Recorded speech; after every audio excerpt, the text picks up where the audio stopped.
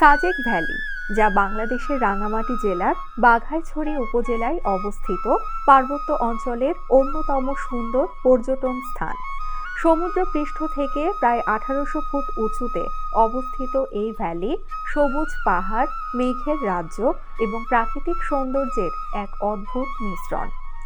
সাজেককে বলা হয় মেঘের রাজ্য, কারণ ভোর থেকে সন্ধ্যা পর্যন্ত মেঘের খেলা দেখা যায়, যা পর্যটকদের জন্য এক অপূর্ব অভিজ্ঞতা।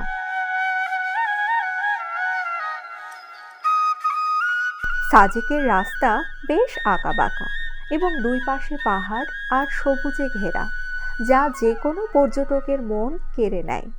ভ্যালির প্রধান দুটি গ্রাম রুইলুই এবং কংলাক। রুইলুই গ্রামটি মূলত মারমা সম্প্রদায়ের এবং এখানকার মানুষজন খুব অতিথিপরায়ণ। কংলাক টিলা থেকে পুরো সাজেক ভ্যালির নয়নাভিরাম দৃশ্য দেখা যায়, বিশেষ করে সূর্যোদয় এবং সূর্যাস্তের সময়।